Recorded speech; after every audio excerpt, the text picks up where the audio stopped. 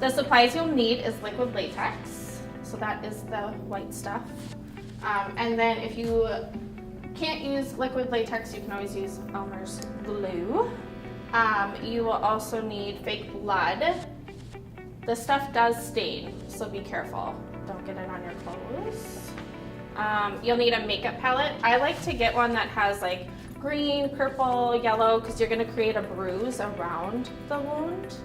And then a toothpick, and you'll find out what that's for later. Sponges, and then cornflakes as well. The first step is we're going to take our liquid latex. We are going to put our makeup sponge in it, and we're just going to blot it on our arm. And you want to do this while I'm doing this as well. Now you don't want it too thin and you don't want it too thick, because obviously you have to wait for this to dry.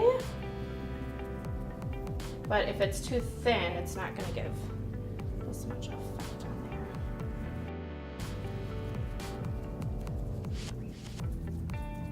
And we're going to let that dry. So this is kind of how much I use. So you might want to put a little bit more on yours. And now it's going to dry clear. And then you're going to take your makeup palette and you're going to create a bruise around the wound. So think about what a bruise looks like. Now you could make this a little bit more gory and put some black in it, but if you wanted it like real life kind of bruise, a yellow would create more of that healing bruise. Obviously if it's really infected, it would have like a green to it. So you're just going to take your makeup. I'm going to use some green and some purple, and I'm just going to kind of blot around it. And you can always blend later, so don't worry too much about blending it. The next step is you're kind of going to loosen up the liquid latex that you already put on a little bit.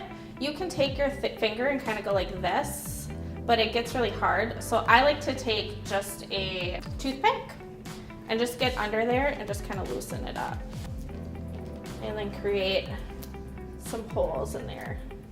Because this is, you're gonna, after you create the holes, you're gonna stick in the cereal.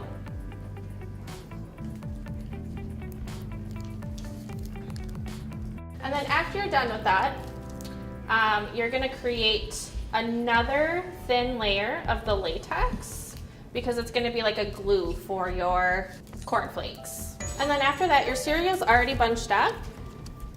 You can put as much as you want on there, as little as you want.